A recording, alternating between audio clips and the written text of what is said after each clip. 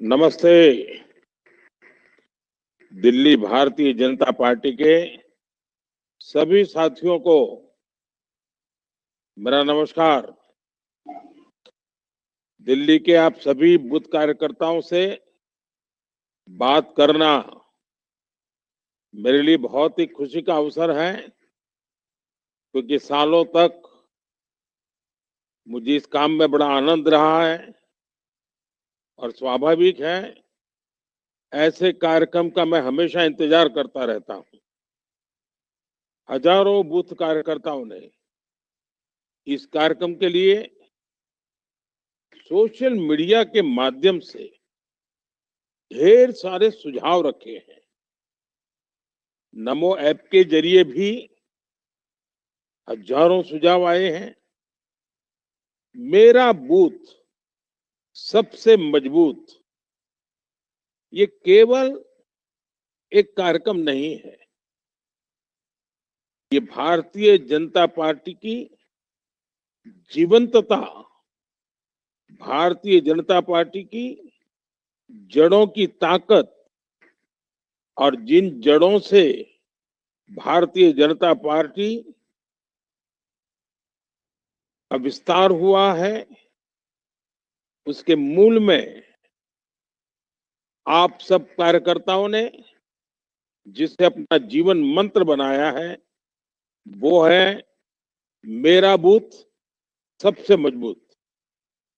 दिल्ली के बूथ स्तर के भाजपा कार्यकर्ता की क्या ताकत है, ये किसी से छुपा नहीं है। इस बार आपने दिल्ली के हजारों बूथ जीते, तब जाकर सातों सीटों पर भाजपा विजयी हुई है। और मुझे पक्का विश्वास है, दिल्ली में ये जो संगठन की ताकत है, हर बूथ पे 3-3, 4-4 पीढ़ी के कार्यकर्ता है, यही ये शक्ति इस बार विधानसभा चुनाव में भी भाजपा को प्रचंड विजय दिलाएगी। मुझे विश्वास है, अपने अपने बूथ पर आप जो मेहनत कर रहे हैं, उसके चलते आप भारी विजय प्राप्त करने ही वाले हैं। लेकिन एक साथीदार के नाते पूरा देश दिल्ली भाजपा के कार्यकर्ताओं की तरफ जब देख रहा है, तब पूरे देश के कार्यकर्ता आज नहीं, पिछले 7 दशक से दिल्ली के कार्यकर्ताओं के देख करके बहुत कुछ सीखते आए हैं। क्या इस चुनाव में सिर्फ विजय काफी नहीं है, हर बूथ 2 लक्ष्य तय कर सकता है। एक, मतदान के पुराने सारे रिकॉर्ड तोड़ेंगे।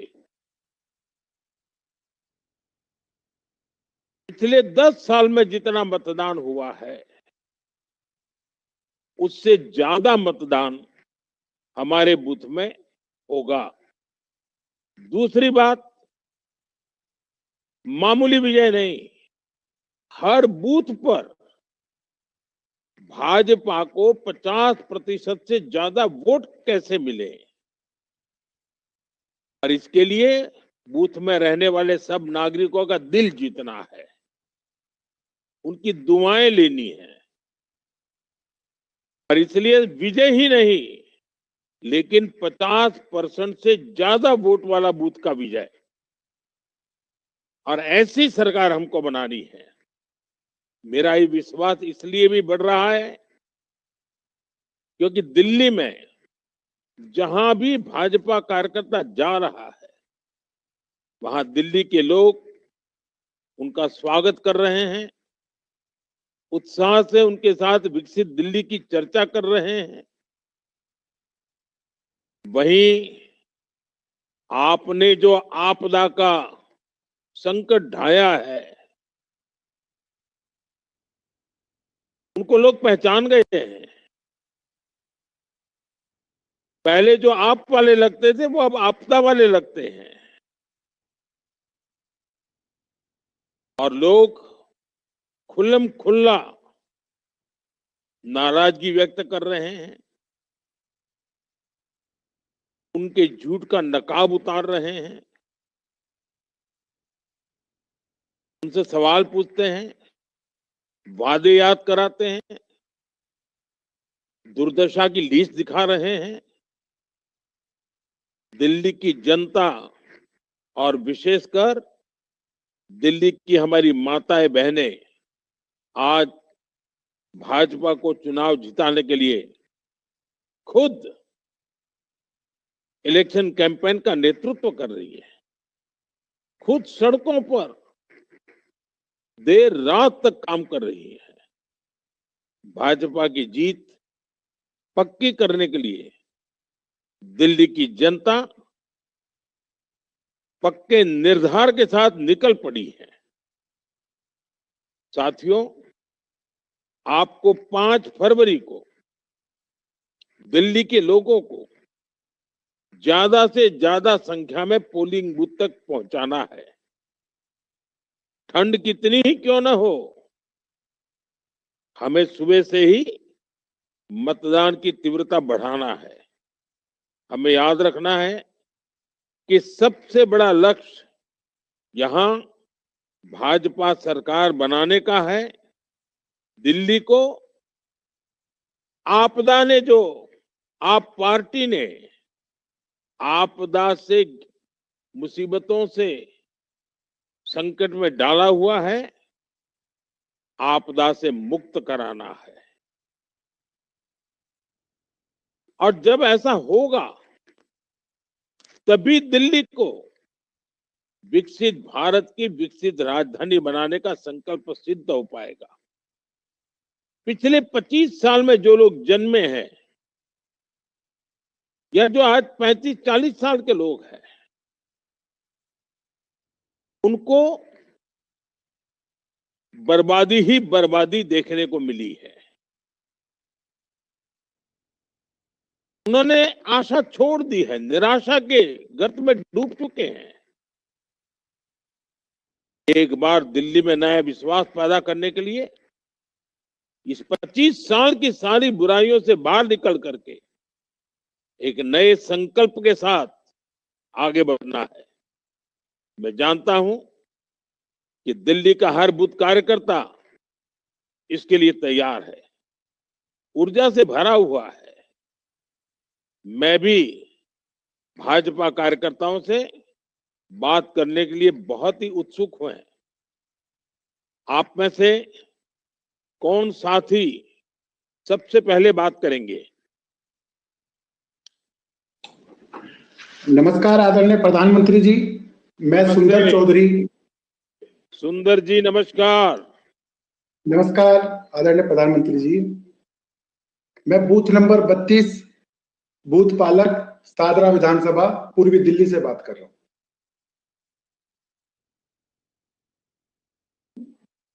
सुंदर जी, आपसे बात करने का मुझे अवसर मिला, मुझे अच्छा लगा। और एक बूथ के कार्यकर्ता जमीन से जुड़ा हुआ होता है, जमीन की हर बारीकियों को वो जानता है। अच्छा सुंदर जी, आप भी जानते हैं जिनको किसी ने नहीं पूछा उनको मोदी पूजता है। बीते 10 वर्षों में गरीब से गरीब को भी पक्का घर, मुफ्त अनाज, मुफ्त इलाज, ऐसी अनेक सुविधाएं पहली बार मिली है। दिल्ली में भी झुग्गी में रहने वाले साथियों को भाजपा सरकार बड़ी संख्या में पक्के घर दे रही है। आप जब झुग्गी बस्तियों में जा रहे हैं, और आप बहुत मेहनती कार्यकर्ता हैं, टीम लीडर हैं, सबको साथ लेके चलते हैं, तो जरूर लोगों से बातें होती होगी, लोग आपको पहचानते हैं तो काफी कुछ कहते होंगे। मैं जरूर जानना चाहूंगा कि क्या अनुभव आ रहे हैं।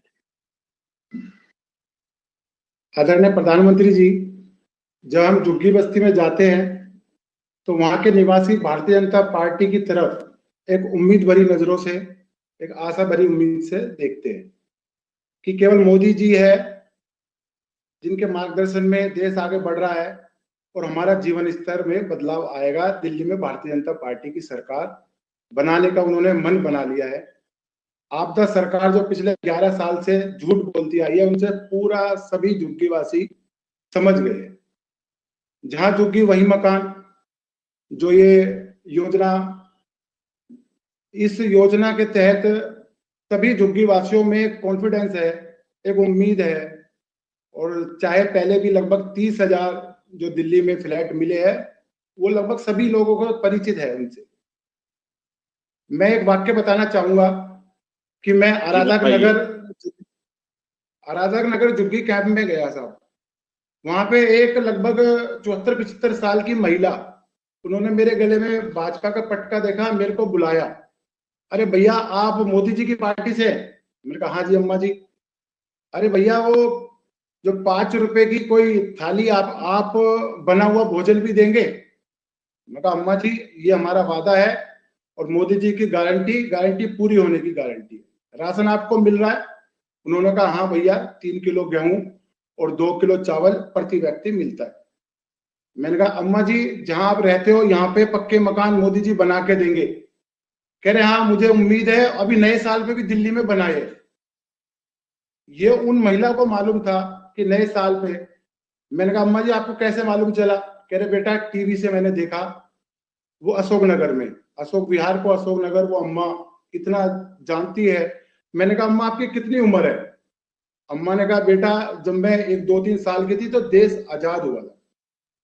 मैंने कहा अभी आपकी पेंशन 2500 रुपए मिलती है, मोदी साहब दिल्ली में सरकार आने पर, भाजपा की सरकार आने पर आपको 3,000 रुपए देंगे। तो उनके चेहरे पे हल्की सी मुस्कान आई। मैंने कहा आपके इलाज के लिए जो राष्ट्र में केंद्र की सरकार 5 लाख रुपए का जो इंश्योरेंस दे रही है, आयुष्मान भारत योजना, वो अब दिल्ली में सरकार आने पे 5 लाख और बढ़ जाएगा। उन महिलाओं ने मुझे पुचकारा, आशीर्वाद दिया, और मुझे नहीं दिया। ये आशीर्वाद के हकदार माननीय प्रधानमंत्री जी आप हैं।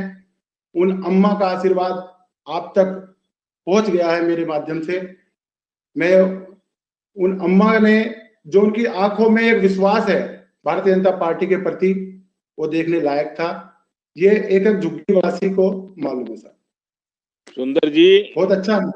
मुझे खुशी इस बात से हुई कि आप सिर्फ लोगों को पर्चा देकर के आगे नहीं निकल रहे हैं, आप उनसे बातें कर रहे हैं, उनके मन को समझने की कोशिश कर रहे हैं। और मुझे पक्का विश्वास है कि आपके साथ जितने लोगों ने सम्मा की बातें सुनी होगी, उनका माथा गर्व से ऊंचा हो गया होगा। देखिए, एक झुग्गी झोपड़ी में रहने वाली बुजुर्ग माँ भी हर बारीकी को समझती है। दूध का दूध और पानी का पानी करना, ये हमारे मतदाता की बहुत बड़ी ताकत होती है। और मुझे अच्छा लगा कि आप जमीन पे काम कर रहे हैं, लोगों से मिल रहे हैं, और आपने बिल्कुल जमीन की बातें बताई है। दिल्ली वाले आप वालों की आपदा और उनके झूठ, उनके फरेब अब उब चुके हैं जी। पहले कांग्रेस ने और फिर आपदा वालों ने, आपदा ने दिल्ली के लोगों से बहुत विश्वासघात किया है। एक बात आपको समझनी है, आपकी ये आपदा वाले जो हैं, वो आज आपने देखा होगा हर दिन एक नई घोषणा करते हैं। क्यों करनी पड़ रही है? पहले के चुनाव में तो ऐसा नहीं करना पड़ा था। इसका मतलब है कि रोज उनको पराजय की नई नई खबरें मिलती जा रही है कि ये किला गया, ये मोहल्ला गया, ये इलाका गया, ये चाल गई, ये कॉलोनी गई। और इतने डरे हैं, इतने डरे हैं कि रोज उनको एक नई घोषणा लेकर के सुबह सुबह आ जाना पड़ता है, नया अनाउंसमेंट लेकर के आना पड़ता है। लेकिन अब दिल्ली की जनता को उनका ये नर्वसनेस जो है ना, इसका पूरा पता चल गया है और ये खेल भी लोग समझ गए हैं। जब जब ये आप और उसकी आपदा, आजकल नारे बुलवाते हैं, कहते फिर आएंगे फिर आएंगे, तो लोग कह रहे हैं ये फिर खाएंगे, ये फिर खाएंगे। उनका आवाज निकलते ही अंदर ऑडियंस में से आवाज आती है, वो तो कहते फिर आएंगे फिर आएंगे, और जनता बोलती है फिर खाएंगे फिर खाएंगे। हमारे बूथ के हर कार्यकर्ता के पास ये आपदा वालों की पूरी पोल पट्टी अब छुपी हुई नहीं है, पहले से। पहले इनकी पोल खोलें और फिर अपनी उपलब्धियां बताएं। हम क्या करने वाले हैं ये एक एक घर में बैठ करके समझाए, ऐसे चलते चलते नहीं जी।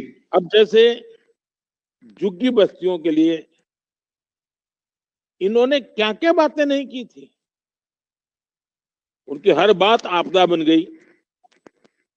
वो कहते थे झुग्गी में मकान बनाएंगे, बार बार कहते थे, बनाए तो नहीं, उसके तो देखा भी नहीं, अब फिर से कहने लगे हम मकान बनाएंगे। अरे भाई 10 साल तो करते उसमें कुछ करने की फुर्सत नहीं मिली, गरीबों की तरफ देखा नहीं, और आज नई नई बातें कर रहे हो। भाजपा के हर बूथ कार्यकर्ता के पास तो भारत सरकार ने जो घर दिल्ली में बनाए हैं उसकी तस्वीरें हैं, जो लोग वहां रहने गए हैं उनकी वीडियो है। भाजपा की सरकार ने अलग अलग जगह जो पक्के घर झुग्गीवासियों को दिए हैं उनकी तस्वीरें आप लोगों को दिखाएं, अपने मोबाइल फोन में रखिए इसको, और वहां जो लोग रहे हैं वो जिनकी खुशी है उनके वीडियो उतार करके भी आपको हर एक इलाके में जाकर के दिखाना चाहिए। साथियों, बीते सालों में अलग अलग आवास योजनाओं के तहत, और जैसा अभी सुंदर जी ने बताया, दिल्ली में गरीबों के लिए 50,000 का आंकड़ा पहुंच गया है। और सुंदर जी मैं आपको भी कहूंगा, आपने 30 कहा, अभी आंकड़ा 50 पहुंच चुका है। और इसलिए हम लोगों के लिए लेटेस्ट जानकारियां होना भी जरूरी है। लेकिन मुझे खुशी है कि आपको जानकारी है। आपदा सरकार को ये घर 50,000 घर जो बने थे उनको सिर्फ उनको पहुंचाने थे, कागज देना था। आप मेरे कार्यकर्ता भाई बहन, मुझे तो बड़ी पीड़ा होती है, कैसे लोग हैं 11 साल में ये लोग कागज देकर के भी पुण्य नहीं कमा पाए, भलाई नहीं ले पाए, क्योंकि उनको परवाह नहीं थी, क्योंकि उनका पूरा ध्यान एक ही बात पर था, शीश महल बनाओ, शीश महल बनाओ, शीश महल में नए नए सपने बुनो, मौज मस्ती करो। और जरा याद करो कैसी कैसी कसमें खाई थी, गरीबों को कैसे भ्रमित किया था। आज शीश महल देख करके हर दिल्ली वासी उनके झूठ को याद कर रहा है, उनके फरेब को याद कर रहा है। जनता के साथ किए गए धोखा का ये जीता जागता सबूत है शीश महल। इनके राज में शीश महल में एक एक सामान पानी की तरह पैसा बहाया गया, और इसके बाद इन लोगों ने दिल्ली को साफ पानी के लिए तरसा दिया। महात्मा गांधी कहते थे ट्रस्टीशिप का सिद्धांत, ये जो सरकारी खजाने के पैसे हैं ना, चुने हुए लोग उसके ट्रस्टी हैं, मालिक नहीं है, लेकिन वो मालिक बनकर के शीश महल बना रहे हैं। और दिल्ली की जनता पानी के लिए तरस रही है। साफ पीने के पानी की दिल्ली में कितनी बड़ी समस्या है। आज दिल्ली में पानी माफिया, टैंकर माफिया फल फूल रहे हैं और दिल्ली वालों के बाल बच्चे गंदा पानी पीने के लिए मजबूर हैं और बीमारी के शिकार हो रहे हैं। ये सब आप वालों की आपदा नहीं है तो क्या है? भाजपा ने हिमाचल, उत्तराखंड, जम्मू कश्मीर, ऊंचे ऊंचे पर्वतों में रहने वाले लोगों तक, राजस्थान और कच्छ के रेगिस्तान तक पीने का पानी पहुंचाया है। लेकिन दिल्ली में ये आपदा वालों को इसकी परवाह नहीं है। अगर भाजपा वहां शुद्ध पानी पहुंचा सकती है तो मैं दिल्ली वालों को विश्वास दिलाता हूं कि भारतीय जनता पार्टी की सरकार आते ही दिल्ली वालों के घरों में भी साफ पानी पहुंचाने का एक महाअभियान हम चलाएंगे। घर घर तक पीने का शुद्ध पानी न मिले, हम चैन से बैठने वाले नहीं है। साथियों,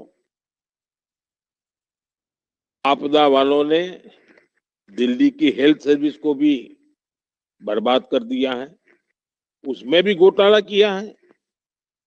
और भूलना नहीं है कि इन आपदा वालों ने क्या गुनाह किया था।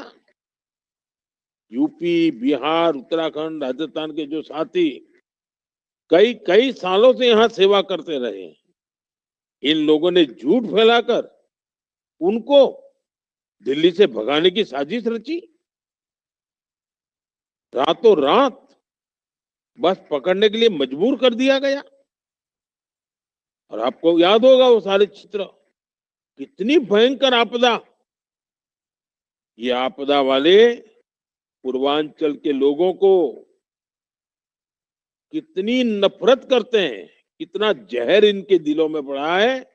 वो कोविड के काल में दिल्ली से लोगों को जो भगाया था ना, वो बात कोई दिल्ली वासी भूलने वाला नहीं है। साथियों, भारत सरकार आपदा वालों को कई सालों से आग्रह कर रही है कि आयुष्मान योजना लागू करो। गरीब को, बुजुर्गों को 5 लाख तक मुफ्त इलाज मिलेगा, फ्री इलाज। अब उसमें भी इनके पेट में दर्द हो रहा है, देना नहीं चाहते, अहंकार बीच में आ रहा है। मैं दिल्ली वालों से कहना चाहता हूं, आयुष्मान योजना से कितना बड़ा फायदा है। अगर मान लीजिए हिंदुस्तान के किसी कोने में बहुत बड़ा चाइल्ड स्पेशलिस्ट अस्पताल है, बहुत बड़ा, मानो तमिलनाडु में है, और आपके परिवार के किसी बच्चे को ट्रीटमेंट चाहिए, अगर आयुष्मान कार्ड होगा तो आपके बच्चे की ट्रीटमेंट मुफ्त हो जाएगी।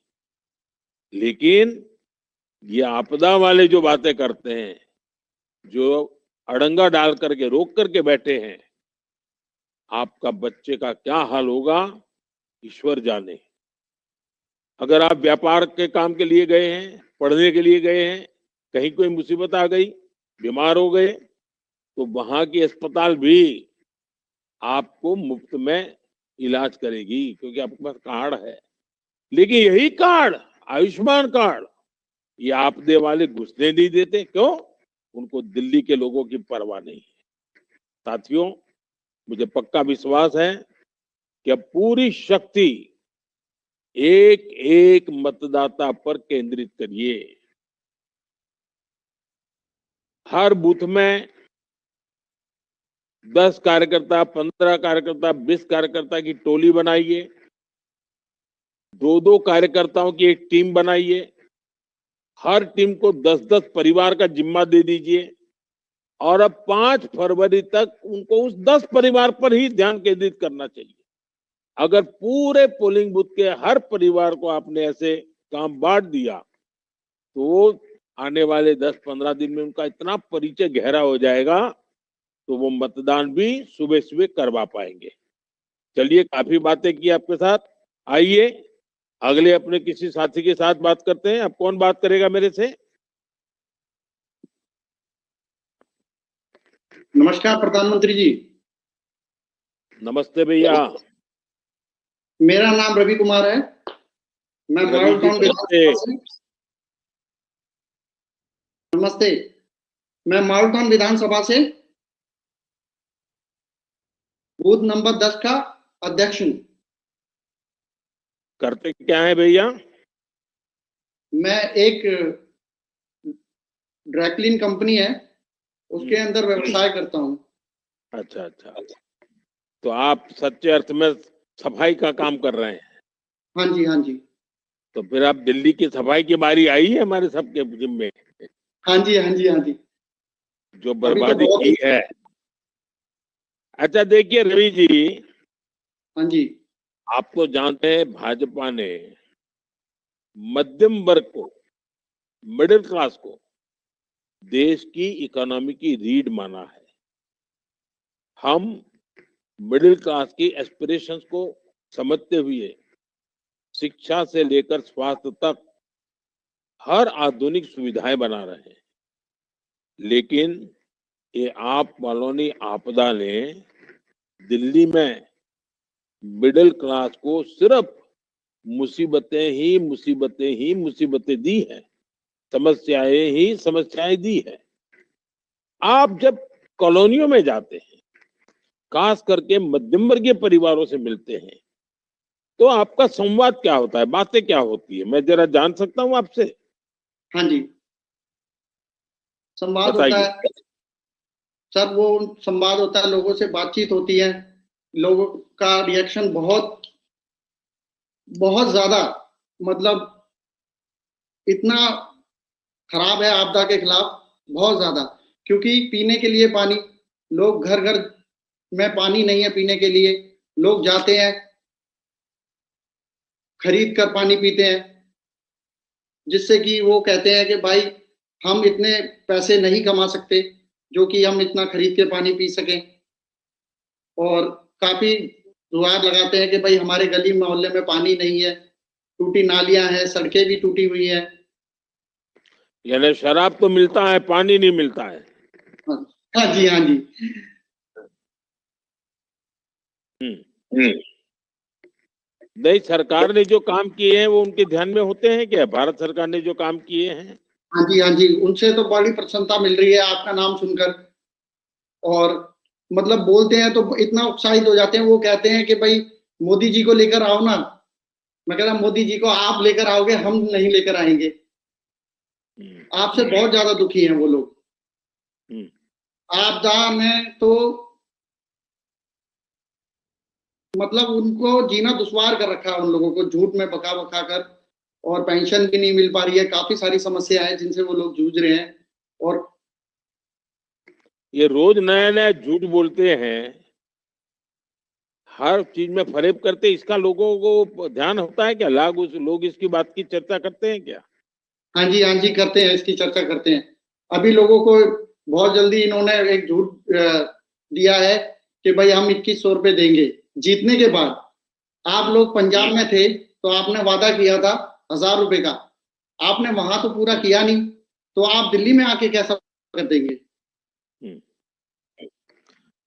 देखिए, आप अपने मोबाइल से वीडियो वगैरह दिखाते हैं क्या लोगों को जब मिलने जाते हैं, तो इस प्रकार की झूठ की वीडियो?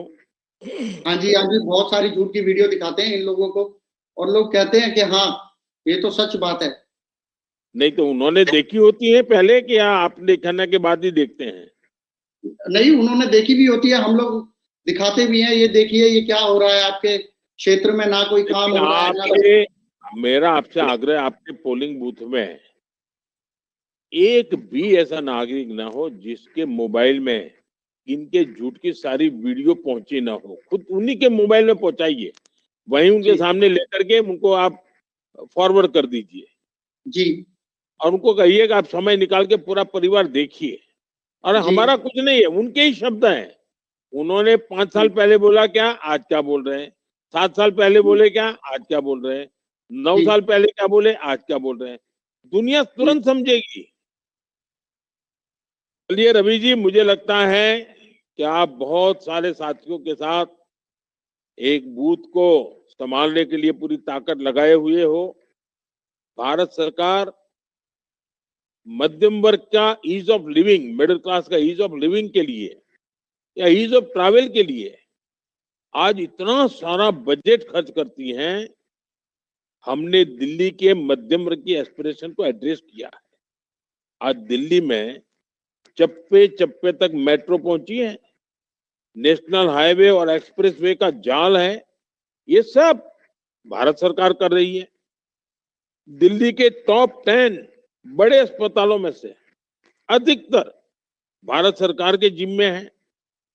यहाँ कॉलेज और यूनिवर्सिटी पर भी केंद्र सरकार बजट खर्च कर रही है, पैसा खर्च करती है। दिल्ली में बड़ी संख्या में जो सरकारी कर्मचारी है उनकी सैलरी भारत सरकार देती है। और दिल्ली में जो आप वाले आपदा ला करके बैठे हैं वो क्या करते हैं, उसे अपने हिस्से का पैसा दिल्ली की गलियों में लगाना चाहिए था, सीवर सिस्टम बनाने में लगाना चाहिए था, पार्क बनाने में लगाना चाहिए था, स्वच्छता के लिए लगाना चाहिए था, पार्किंग की सुविधाएं बनाने में लगाना चाहिए था।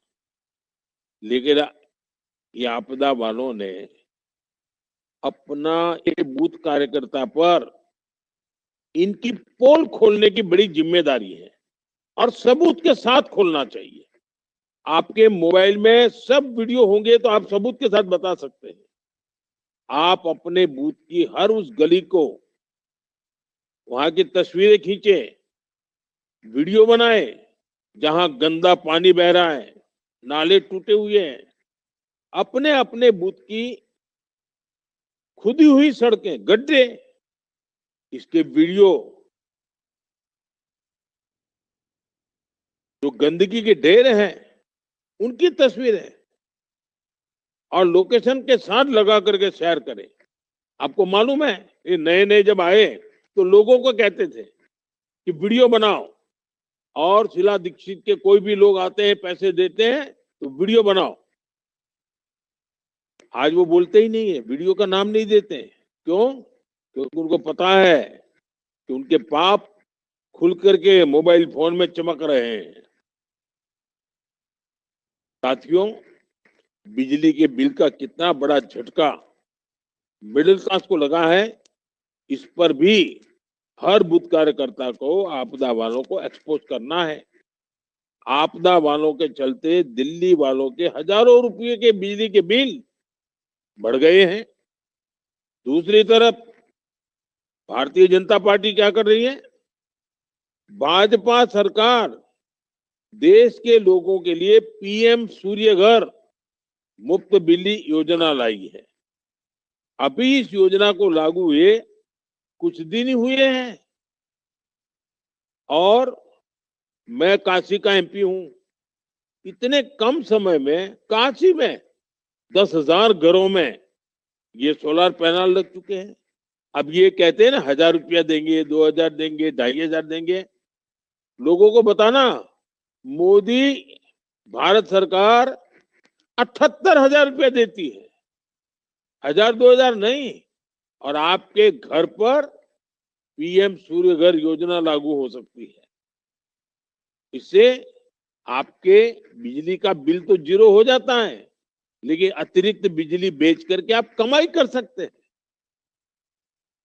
देश के संसाधनों का सही उपयोग होता है, लेकिन ये शीश महल वालों के कारोबार में सब चीजें आती नहीं है। और दिल्ली में भाजपा सरकार बनने से ही मैं दिल्ली वालों को विश्वास दिलाता हूं कि मैं स्वयं इस पर ध्यान रखूंगा। ये हर परिवार को 80,000 रुपया, 78,000 रुपया, 75,000 रुपया कैसे मिले और उनके घर पर ये पीएम सूर्य घर योजना कैसे लागू हो। और ये रकम पहली बार भारत सरकार इतनी रकम दे रही है। साथियों, दिल्ली में एक बड़ा विषय यमुना जी की सफाई का है। यमुना जी के हाल हर एक इंसान को दुखी करते हैं और हर साल छठी मैया की पूजा के समय यमुना जी की तस्वीरें देखकर पूरा देश चौंक जाता है, ये क्या कर रहे हैं। आपदा वालों ने पहले वादा किया था कि 5 साल में यमुना की सफाई नहीं की तो वोट मत देना, और अब कह रहे हैं कि यमुना जी की सफाई से वोट नहीं मिलता है। इन लोगों के सारे बयान आपके पास मोबाइल पर है। ये वीडियो आपको अपने बूथ के हर घर में जाकर सुनाना है। साथियों, मेरा अनुभव कहता है यमुना जी पूरे दिल्ली शहर को नई ऊर्जा से भर सकती है। काशी में, प्रयागराज में स्वच्छ जल भी लोग देख रहे हैं। दुनिया भर से करोड़ों श्रद्धालु इन दिनों महाकुंभ आ रहे हैं, स्नान कर रहे हैं।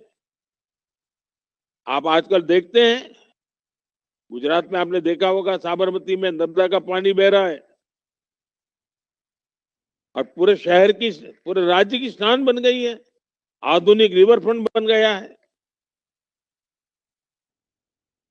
मैं मानता हूं कि आज देश में जहां जहां भाजपा को सेवा करने का मौका मिला है, सबूत सामने है कितना बड़ा काम हो रहा है और उन्होंने कैसे बर्बादी की है, कैसी आपदाएं लाए हैं, ये भी है। चलिए रवि जी, मैं ज्यादा समय आपसे बात नहीं करता हूं, काफी लोग इंतजार कर रहे हैं। आइए, अब कौन बात करेगा? जय श्री राम आदरणीय प्रधानमंत्री जी। जय श्री राम। मैं ममता मेहरा, पहाड़गंज मंडल, आपको भी जय श्री राम। जय श्री राम जी। और दिवाली की बहुत बहुत हार्दिक शुभकामनाएं, ये जो आपने हमें भेंट की है। चलिए, मुझे बहुत अच्छा लगा, आप सारी चीजें याद रखते हैं। देखिए ममता जी, आपने तो सुना होगा मुझे कई बार, और मैं हर बार मन की गहराई से कहता हूं और मैं अनुभव भी करता हूं। और आज नहीं, मैं सत्ता के सिंहासन से हजारों मील दूर था, तब भी मैं फील करता था कि मातृशक्ति का मुझे हमेशा आशीर्वाद रहा है जी। और मैं तो हमेशा मानता हूं कि माताएं बहनें ये मोदी का सबसे बड़ा सुरक्षा कवच है। जी। ये बात सही है कि आज जी, कुछ बिल्कुल सही है। नवे नवेले फरेबबाज राजनेता ऐसे आए हैं कि जो माताओं बहनों को कहते हैं कि वो उनका कवच है।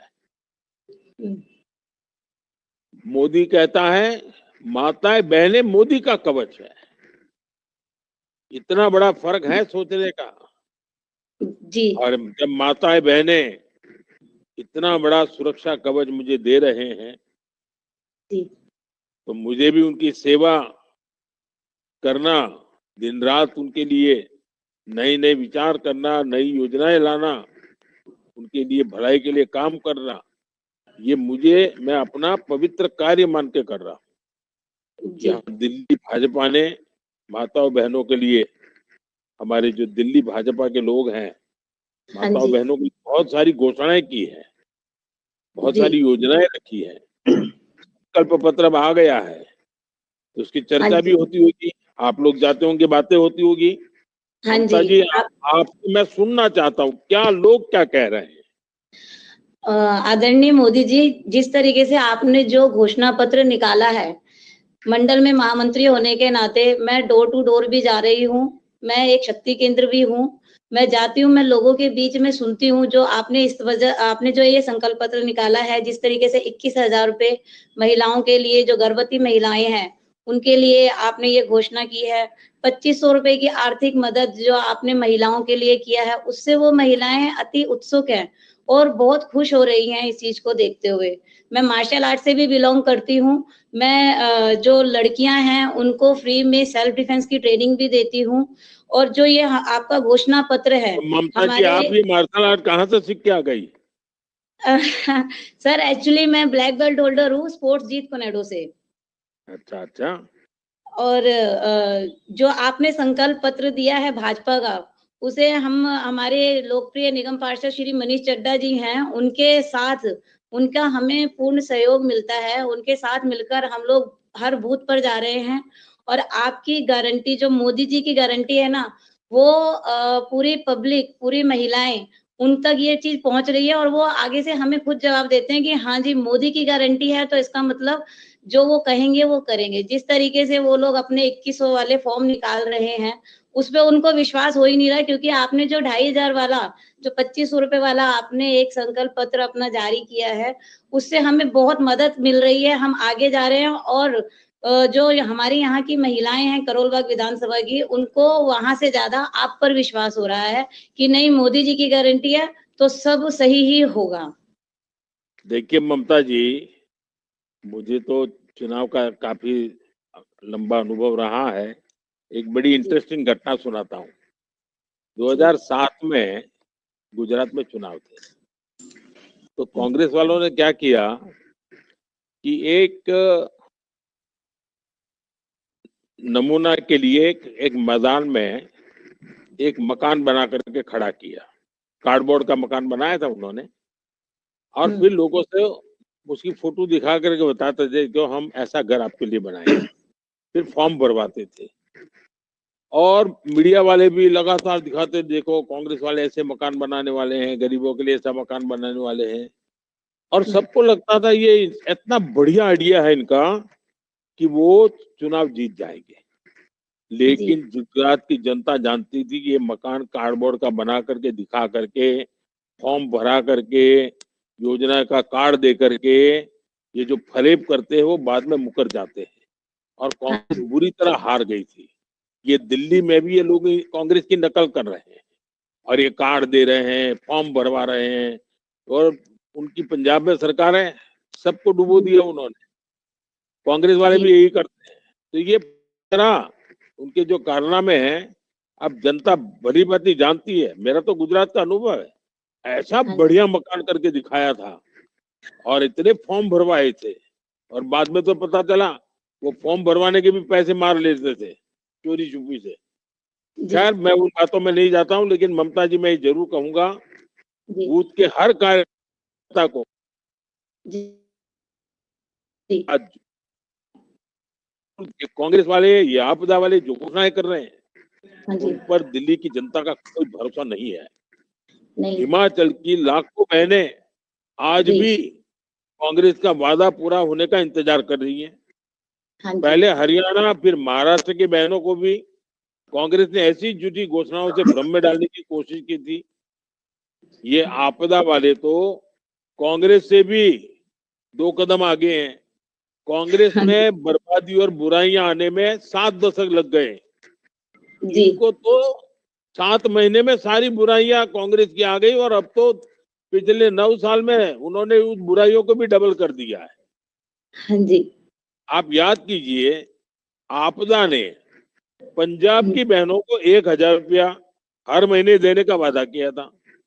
जी, 3 साल हो गए, एक नया पैसा अभी तक दिया नहीं है। दिल्ली जी, में भी बहुत पहले हर महिला को 1000 रुपये देने की घोषणा की थी। जी, वो पैसा भी मिला नहीं है। जी, अब उसमें इंक्रीमेंट की घोषणा कर रहे हैं। जी, ये दुनिया का पहला ऐसा आपदा मॉडल है जो हुँ, सिर्फ हवा में ही घोषणा करता है, झूठ बोलता है, फरेब करता है। साथियों, भाजपा का मॉडल सच्चाई का मॉडल है।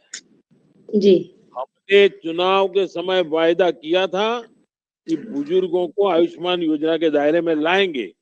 आज जी, देश में 70 वर्ष की आयु से ऊपर के हर बुजुर्ग, चाहे वो किसी भी वर्ग के हो, सभी को हुँ, आयुष्मान योजना का लाभ मिलना शुरू हो गया है।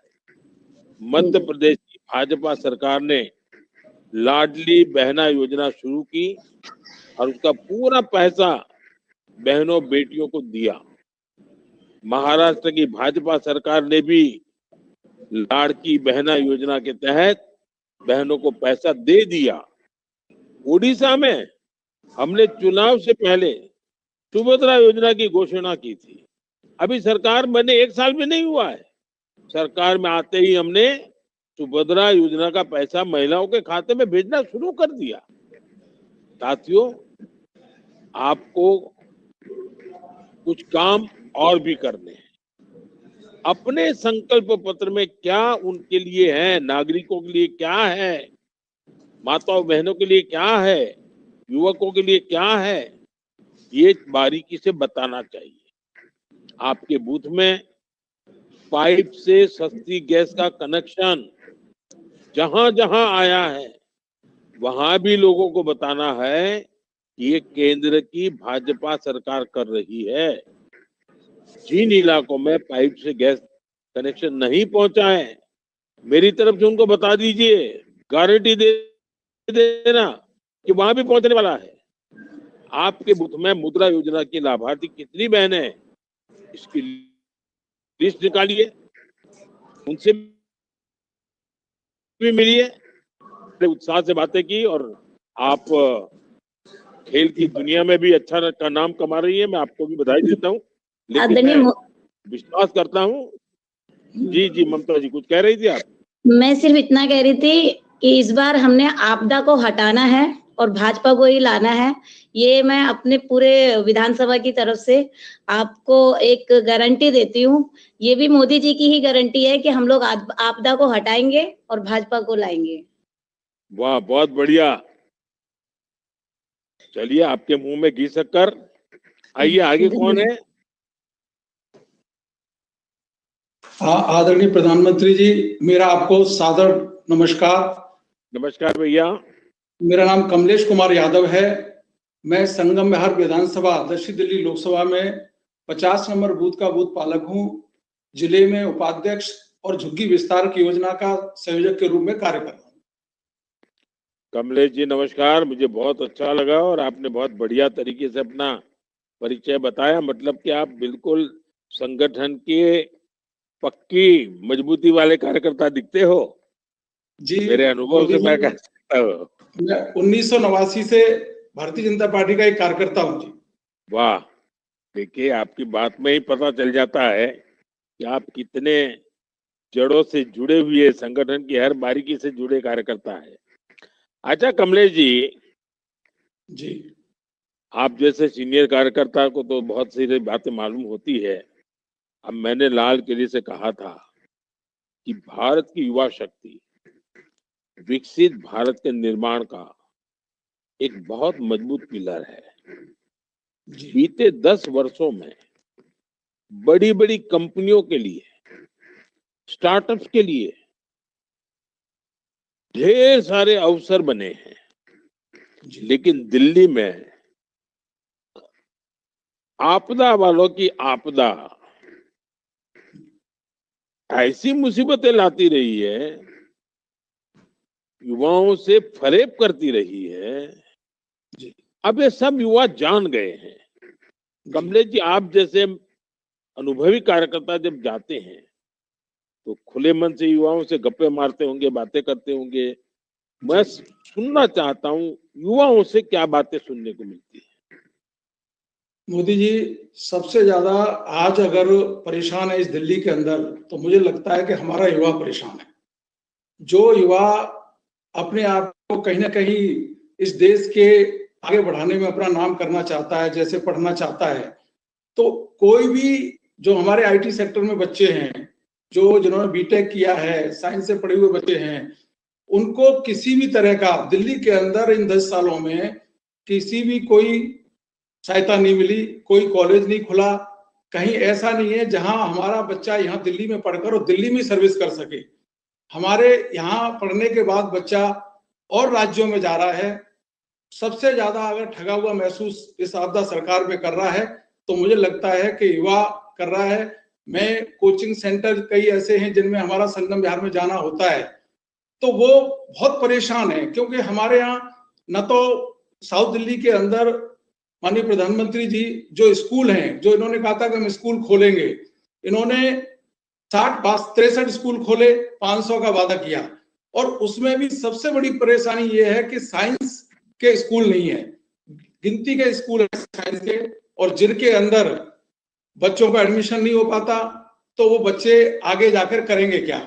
इसी तरह से कोई भी कॉलेज, इन्होंने कॉलेज का वादा किया, इन्होंने 20 कॉलेज बोले, एक भी कॉलेज सरकारी कॉलेज स्थापित नहीं किया।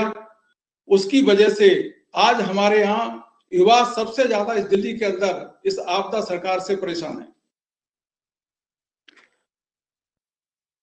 कमलेश जी, आपने अपनी पीड़ा व्यक्त की और मैं जानता हूं आप तो बड़े प्रगतिशील रहे हैं। अब बेटी विदेश में है कि इन दिनों वापस आ गई?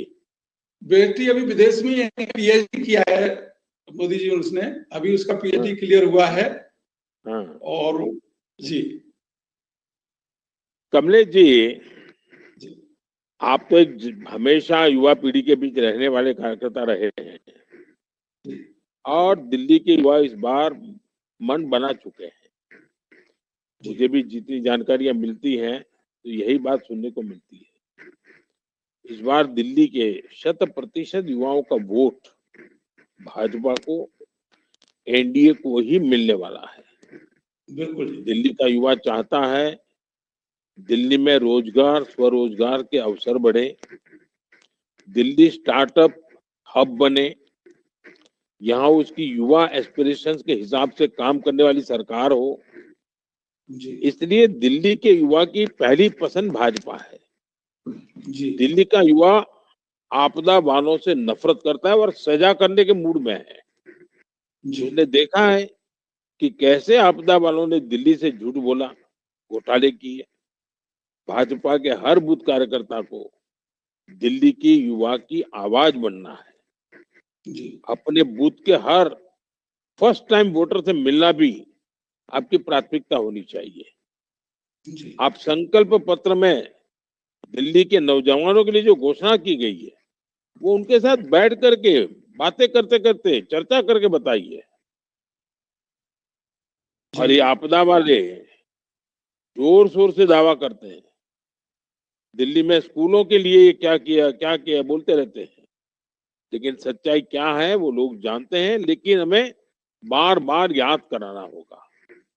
आपदा वालों ने, जैसा आपने कहा, स्कूलों का क्या हाल करके रखा है, घोटाला कितने किए है। अब आपदा वालों का ये जो फरेब है ये सबके सामने लाना बहुत जरूरी है। भाजपा सही मायने में दिल्ली के सरकारी स्कूलों को सुधारेगी। इसलिए केजी से पीजी तक मुफ्त शिक्षा की घोषणा संकल्प पत्र में की गई है।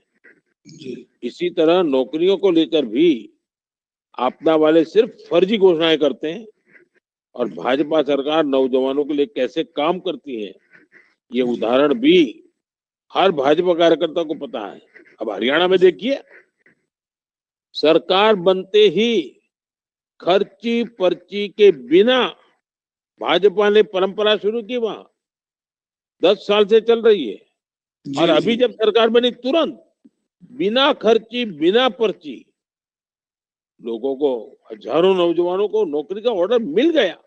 जी। आपको ये भी पता है कि अभी भी भारत सरकार ने एक बहुत बड़ा निर्णय कर लिया है। 8वां पे कमीशन बनाने की घोषणा कर दी है। अब दिल्ली में लाखों परिवार हैं जो पेंशन भी पाते वाले लोग हैं, सरकारी नौकरी में काम जिंदगी गुजारने वाले लोग हैं, रिटायर्ड लोग हैं। इन सबका भाग्य बदलने वाला काम ये 8वां पे कमीशन करने वाला है। ये भी जरूर बताइए लोगों को। अच्छा, मेरा एक सुझाव है कमलेश जी, मैं आपके माध्यम से दिल्ली के जितने भी मंडल स्तर के या विधानसभा स्तर के या बूथ स्तर के कार्यकर्ता सुन रहे हैं, मैं आपको ये चुनाव के दरमियान एक कार्यक्रम देना चाहता हूँ। ये कार्यक्रम ऐसा है मेरे मन में कि नौजवानों का रजिस्ट्री करिए जिनको वर्तमान चुनाव के संबंध में संवाद करना है, 5 मिनट 7 मिनट का भाषण करना है, भाषण कला जानता है। और एक विधानसभा में हमारा जैसे एक शक्ति केंद्र होता है या 10 बार हम इवेंट बनाने का तय कर ले और यूथ पंचायत करें। 50 जवान खड़े हो, 200 हो, 500 हो, जो भी हो, और 5 साल नौजवान अलग अलग विषय पर बढ़िया तरीके से बोले। जो जी बेस्ट बोलेगा उसका सम्मान किया जाए, सर्टिफिकेट दिया जाए। लेकिन जी मैं मानता हूँ एक अच्छा यूथ पंचायत इस चुनाव में दिल्ली जी में करके सारी सच्चाई नौजवानों जी ने चर्चा कर करके उजागर करनी चाहिए। जी कमलेश जी, मुझे बहुत अच्छा लगा और आपकी जी बेटी को भी मेरे बहुत बहुत आशीर्वाद है। वो बहुत प्रगति कर रही है, सुनकर के अच्छा लग रहा है। पीएचडी कर बहुत रही बहुत है। धन्यवाद मोदी। बहुत मुझे भी धन्यवाद बड़ी भैया। खुशी हुई आपसे मिलकर, इतने सालों में आपसे मुलाकात बात करने का मौका मिला। बहुत क्या बहुत करे धन्यवाद। भैया, आप लोगों ने मुझे ऐसे काम में लगा दिया कि जी अब जी जी जी आपके लिए विदेशों में भी जो बच्चे पढ़ रहे हैं मोदी जी, वो भी वापस आना चाहते हैं। आपकी गारंटी के हिसाब से वो बच्चे भी वापस आना चाहते हैं। बस सिर्फ आप जब तक इस चीज को लेके आएंगे तो बच्चे जो विदेशों में गए हुए हैं वो भी यहाँ आके काम करना चाहते हैं। आपकी बात सही है। जी आजकल रिवर्स ट्रेंड चल रहा है। बहुत बड़ी मात्रा जी में लोग भारत जी का जो माहौल है उसका फायदा लेना चाहते हैं। अच्छी बात है। आइए, अब जी कौन है जिससे बात करेंगे हम? नमस्कार प्रधानमंत्री जी। नमस्ते जी। मैं चैतन्य कुमार पांडे एक ऑटो चालक हूं और बूथ नंबर 132 गैस गोदाम झुग्गी टोडापुर राजेंद्र नगर विधानसभा का बूथ अध्यक्ष। चैतन्य जी, आपसे मिलना तो मेरे लिए स्पेशल हो गया, क्योंकि ये पत्रकार मित्र देश भर में जब जाते हैं चुनाव का आकलन करने के लिए, तो आकर के हम पूछते हैं तो कहते हैं हमने ऑटो रिक्शा वाले से बात की थी, टैक्सी ड्राइवर से बात की थी, होटल के अंदर जो सर्विस देता है उससे बात की थी। ये हमेशा कहते हैं और उनको ऑटो रिक्शा वालों से जो जानकारियां मिलती है वो सबसे परफेक्ट होती है। ऐसा हमारे अखबार वाले हमेशा कहते आए हैं। तो मुझे भी खुशी है कि ऑटो चालक हो और मेरा बूथ का नेता हो, ऐसा चैतन्य, आपने तो चैतन्य जगा दिया। अच्छा चैतन्य जी, बताइए, आजकल आपदा के समर्थक और कार्यकर्ता भी मायूस हो गए हैं। ये मान करके बैठे हैं कि ये तो कट्टर बेईमान निकले। बहुत बड़ी निराशा भीतर भी है आपदा वालों के अंदर और समाज में तो है ही है। जी और भ्रष्टाचार में नए रिकॉर्ड बनाते गए और शर्म नहीं है। सबसे बड़ी बात देखिए, इतना बड़ा शीश महल, कोई शर्म नहीं। इतना बड़ा जी शराब कांड, शर्म नहीं। इतने बड़े घोटाले, शर्म नहीं। ये सार्वजनिक जीवन में कोई भी नौजवान, कोई भी नागरिक पसंद नहीं करता है। ये घोटालों को लेकर दिल्ली में गुस्सा भी बहुत भारी है। जी और आपके साथ तो ऑटो रिक्शा में लोग बैठते होंगे, बातें करते होंगे, और आप भी भाजपा के हैं तो सामने से बातें निकालते होंगे, तो आपके जी पास तो जानकारियों का खजाना होगा। तो जी चैतन्य जी, जरा मुझे भी बताइए, ताकि दिल्ली के जितने साथी सुन रहे हैं उनकी चेतना जग जाएगी। ऐसा प्रधानमंत्री जी, अभी जो ऑटो चालक और टैक्सी चालक की जो हमारे संकल्प पत्र आए हैं उनसे काफी वो लोग खुश हैं। और 10 साल से जो ये आपदा की सरकार ने इनको झूठ बोल बोल के इनका इस्तेमाल करके जो सरकार बनाई, उसके लिए इस बार ये लोग आपदा को हटा के और भाजपा को लाने के लिए एकदम दृढ़ संकल्प है। और मैं चूंकि झुग्गी से आता हूँ, तो झुग्गियों में जो ये अटल कैंटीन की व्यवस्था की जो संकल्प पत्र हमारा आया है, उससे भी काफी लोग प्रभावित हैं। और मैं ये मुख्य रूप से कहना चाह रहा हूँ, जो ये जब ये शराब एक के साथ एक फ्री दिया जाता था, तो सबसे ज्यादा प्रभावित हमारे ऑटो चालक और झुग्गी वाले ही हुए थे इससे। आपकी पीड़ा सही है। ये हेलो। हमारे झुग्गियों, हाँ जी प्रधानमंत्री हाँ, जी, हमारे बताइए। झुग्गियों में ऑटो के अलावा ई रिक्शा वाले भी काफी रहते हैं। हम्म। और उन लोगों का बार बार मुझे सुझाव दिया जाता है। और जैसे ऑटो और टैक्सी के लिए बीजेपी ने अपना संकल्प पत्र जारी किया, तो क्या हम ई रिक्शा वालों के लिए कुछ नहीं कर सकते हैं? मेरी इसके तरफ से बाद कह दीजिए, मेरी तरफ से कह दीजिए, जो जी, ऑटो वालों के लिए है वो ई रिक्शा वालों को भी मिलेगा। इससे हमें लाखों घर प्रभावित होंगे और वो एकदम से जो भी आप मेरी तरफ से बता दीजिए।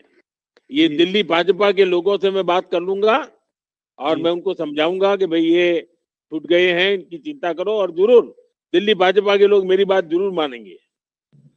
जी, हम जिस झुग्गी से आते हैं, गैस गोदाम झुग्गी से, प्रधानमंत्री जी पिछले 20 सालों से हम हमेशा यहाँ से जीतते आ रहे हैं, कभी यहाँ भाजपा की हार नहीं हुई है। इसका कारण क्या है मालूम है? जी चैतन्य जैसे जमीन से जुड़े हुए लाखों कार्यकर्ताओं की मेहनत, दिन रात में देखिए आपने कैसी बारीकी लाए मेरे सामने। जी यानी एक जमीन से जुड़ा कार्यकर्ता कितना बारीकी से भारतीय जनता पार्टी का नेतृत्व करता है।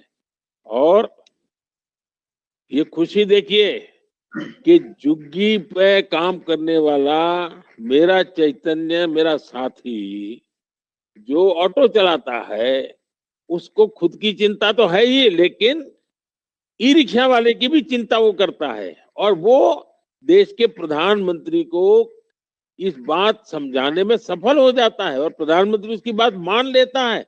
ये है भाजपा की ताकत। जी जी प्रधानमंत्री, ये जो अभी आपने झुग्गी के बदले मकान बना के दिया है, इससे भी झुग्गी वाले हमारे काफी खुश हैं और वो चाहते हैं जो ये झुग्गी की नरकीय जीवन जो केजरीवाल सरकार ने, आपदा सरकार ने दी है इनको, उससे निकाल करके हमें पक्के मकान देंगे। और ये मोदी जी की ही गारंटी है और मोदी जी ही कर सकते हैं, क्योंकि आपदा सरकार ने तो सिर्फ झूठ बोलना और झूठ बोलना और शराब पिलाना है उनको, बच्चों को, और भविष्य खराब करना है। चैतन्य जी, मैं तो सब दिल्ली के कार्यकर्ताओं को कहता हूँ, आप जहां भी जाए और लोग झुग्गी झोपड़ी में रह रहते हैं, उनको मेरी तरफ से कह दीजिए कि मोदी ने तय किया है कि इस देश के हर परिवार के पास पक्की छत वाला घर होना चाहिए। और ये मोदी करके रहेगा, पिछले 10 साल से करता रहा है, आगे भी करता रहेगा और मकान दे के रहेगा। ये बता दीजिए, आप मेरी तरफ से गारंटी दे दीजिए, जिसका छूट गया है उनको मिलेगा। हाँ, उनको भरोसा भी है मोदी जी की गारंटी पे, उनको पता है मोदी जी की गारंटी मतलब आपदा जाएगी और भाजपा आएगी।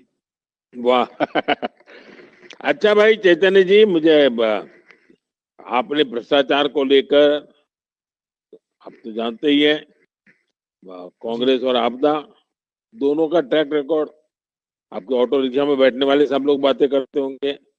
और ये ऐसा इनका रिकॉर्ड है भ्रष्टाचार का, तो एक दूसरे को हराने में लगे हुए, कौन जीतता है इसमें आगे कौन निकलता है जी। और आपदा के लिए अन्ना हजारे समय जितने लोगों ने भ्रमित होकर के समर्थन किया, सब आज दुखी है। साथियों, भाजपा ने राम मंदिर, आर्टिकल 370, यूनिफॉर्म सिविल कोड, ये अपनी विचारधारा के मूल में रखा, इन पर पूरी ईमानदारी से काम किया। और हमारी विचारधारा का एक ही केंद्र बिंदु है, नेशन फर्स्ट, भारत सबसे ऊपर। लेकिन ये आपदा वाले तो अपनी विचारधारा से ही पलट गए। जन लोकपाल के नाम पर पार्टी बनी, आज ना ये दिल्ली में है और ना ही पंजाब में है और ना ही इसके लिए बोलते हैं, वो ताले लग गए मुंह पर। दिल्ली में तो ये बहाना बनाते हैं, नहीं पंजाब में तो उनकी सरकार है, वहां भी नहीं कर रहे। पहले क्या क्या बातें करते थे और अब क्या हुआ है, ये भेद जो है ना, ये फर्क जो है, ये आपको फरेब को एक एक नागरिक तक पहुंचाना है जी। ये आपदा वाले सीएजी की रिपोर्ट दिखा दिखाकर घोषणा करते थे कि कांग्रेस का फलाना नेता भ्रष्टाचारी, फलाना नेता बेईमान है, कागज हाथ में लेके कहते मेरे पास तो टेलीफोन नंबर है, स्विस बैंक का टेलीफोन नंबर है, क्या क्या नाटक करते थे जी। आज सीओजी रिपोर्ट ऑफिशियल आया है, संविधान में कहा गया है कि रिपोर्ट सार्वजनिक करना है, असेंबली में रखना, वो 4 साल से छुपा रहे हैं, दबा रहे हैं। यानी सच से कितना डरते हैं। अपने पापों का हिसाब जब देश की जनता जानेगी तो क्या होगा, इस भय के कारण सीएजी की रिपोर्ट को दबा करके बैठ गए, क्योंकि शराब घोटाले का कच्चा चिट्ठा सीएजी ने खोल के रखा है। शीश महल में से जो जो चीजें, चौंकाने वाली चीजें आई हाथ में, सीएजी ने बता दिया, तो देश चौंक गया है। और मैं मानता हूं कि मीडिया में भी काफी चर्चा हुई है, तो सारा इकट्ठा करके एक एक घर में मोबाइल फोन में लोगों को दिखाना चाहिए। शराब घोटाले को लेकर सुप्रीम कोर्ट ने इनके नेताओं को लेकर क्या क्या कहा है और कैसी शर्तें लगाई उनको बेल देने पर, कितने बंधनों में बांधना देना पड़ा जी।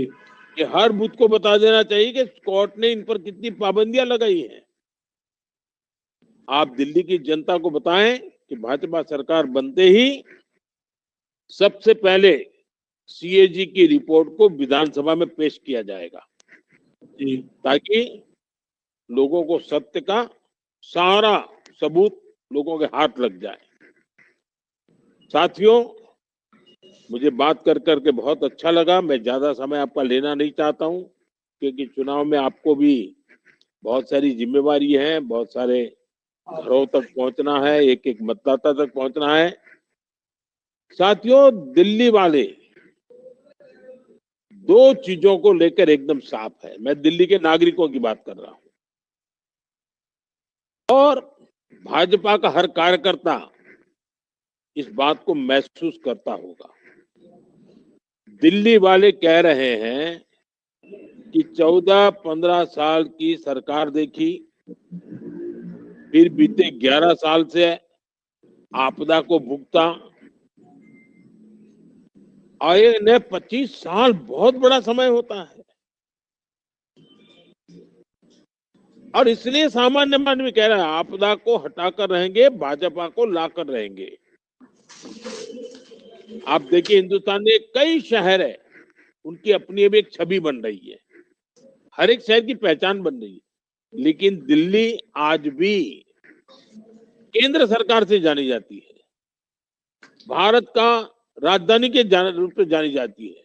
जी। हमें दिल्ली की एक ऐसी पहचान बनानी चाहिए कि दिल्ली को लोग उस बात से लिए याद करें। दिल्ली की वो पहचान होनी चाहिए, दिल्ली में वो सामर्थ्य है, लेकिन इन्होंने उस सामर्थ्य को बाहर नहीं आने देना चाहिए और इसलिए दिल्ली के स्वाभिमान को जगाना है, दिल्ली के अंदर वो चेतना पैदा करनी है। अगर बेंगलुरु की एक पहचान होगा, अरे गुड़गांव की पहचान बन गई है, नोएडा की पहचान बन गई है, लेकिन दिल्ली की नहीं बनी। सोनीपत की बन गई, पानीपत की बन गई, चंडीगढ़ की बन गई। दिल्ली राजधानी है, बस यही एक टैग लगा हुआ है।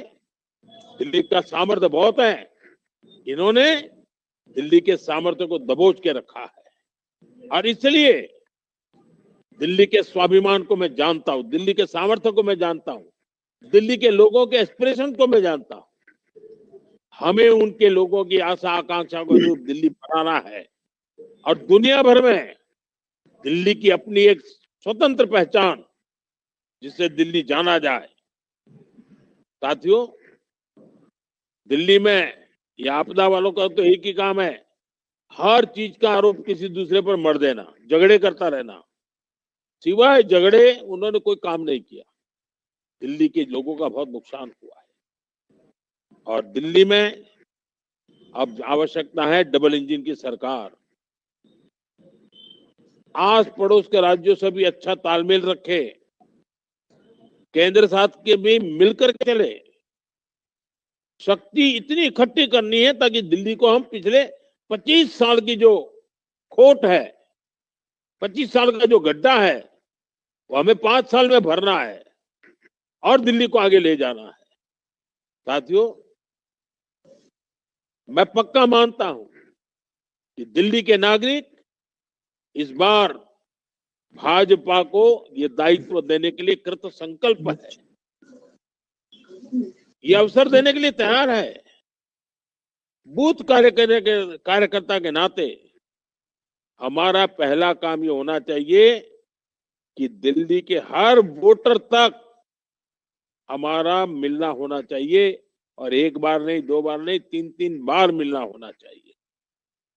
उनके वोटर कार्ड, वोटर लिस्ट में उनके नाम, उनका पोलिंग स्टेशन कहाँ है, पोलिंग बूथ कहाँ है, कितने बजे है, कब वोटिंग है, सारी बातों की जानकारी।